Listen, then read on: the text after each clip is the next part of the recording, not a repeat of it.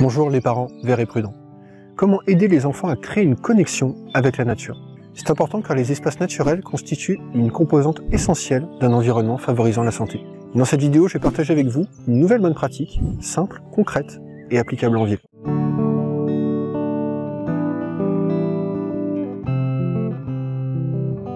Bonjour à tous et bienvenue dans cette nouvelle vidéo, je suis Guillaume. Sur cette chaîne, je partage des conseils et des astuces pour vous aider à entourer les enfants d'environnements plus sains, avec moins de pollution et plus de nature.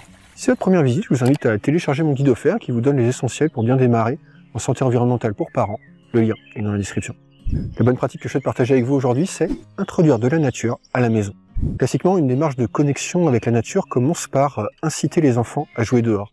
Et en complément, introduire de la nature chez soi permet de nourrir et de renforcer la connexion existante. Les éléments de nature peuvent être intégrés de façon pérenne, c'est-à-dire qu'ils peuvent s'inscrire dans ce qui constitue la maison.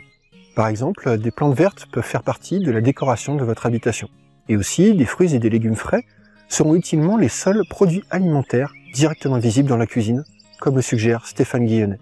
Par exemple, ils pourraient avoir été choisis avec les enfants à un marché local, ou produits par une association pour le maintien de l'agriculture paysanne, une AMAP, ou encore issus d'un jardin potager auquel les enfants participent. Autrement dit, la nature se trouve aussi dans la nourriture. Autre proposition, des objets de la vie courante peuvent être faits de matériaux naturels. Bois massif, écorce, pierre, osier. Par exemple, des ustensiles de cuisine, du mobilier, des décorations murales ou des jouets. Et aussi des sons d'espaces naturels tels que des chants d'oiseaux et d'insectes peuvent faire partie des musiques d'ambiance à la maison. Idéalement, ces paysages sonores seront ceux enregistrés par les enfants eux-mêmes lors d'une de leurs sorties nature. Si vous souhaitez introduire de nombreuses plantes vertes dans votre habitation, je vous invite à surveiller l'humidité des pièces, par exemple avec un hygromètre acheté dans le commerce. Selon l'ANSES, l'humidité relative optimale pour un confort et une absence de développement de moisissure se trouve entre 40 et 60%. Et puis les enfants peuvent faire des activités à l'intérieur avec des éléments de nature issus de l'extérieur. Par exemple, cultiver des plantes comestibles. Ça pourrait être des plantes aromatiques, des graines germées, un potager de balcon, etc. Et aussi créer des œuvres d'art avec des éléments de nature.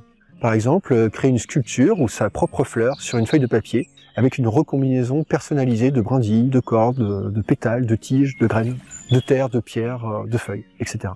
Autre proposition, élaborer des peintures faites maison avec des noix, des baies, de la terre et de l'argile. Et aussi, pratiquer des jeux classiques avec des éléments de nature. Par exemple, pour jouer à pierre-feuille-ciseaux, les enfants peuvent enlever un pétale de fleur à chaque point perdu, comme cela se fait aux îles Fidji. Ou encore, inventer des jeux avec des pierres, des coquillages, des pommes de pin, et surtout avec un bâton, le plus vieux jouet du monde. Et en effet, j'ai vu avec mes filles qu'un bâton peut aisément se transformer en baguette magique, en canne, en sabre laser, en piquet, en baguette de chef d'orchestre, en sceptre, en canne à pêche, en télescope. La règle « on ne touche pas les gens avec des bâtons et on ne tape sur rien » suffit généralement à éviter les dommages significatifs, d'après Angela Hanscom. Et aussi, mettre en place une table de nature. Alors ça peut être un plateau compartimenté, Il s'agit d'une table réservée à la conservation des trésors trouvés à l'extérieur, les découvertes récentes des enfants dans la nature. Souvent, une table de nature s'avère une source abondante d'histoires à raconter. Et dans tous les cas, elle permet de prolonger les explorations commencées au dehors. Et puis, à partir d'un certain âge, l'entretien d'une plante peut être spécifiquement confié à un enfant. Il s'agira alors de son amie plante. Voilà pour cette pratique de santé environnementale pour parents. Si elle vous paraît utile, vous pouvez liker, vous abonner et clocher pour que YouTube favorise sa diffusion. Si vous voyez des compléments intéressants à cette bonne pratique, ça m'intéresse, dites-le moi dans les commentaires, ça contribuera à ce que tout le monde progresse. En attendant, je vous invite à faire partie des parents verts et prudents, des parents qui introduisent de la nature à la maison. À bientôt.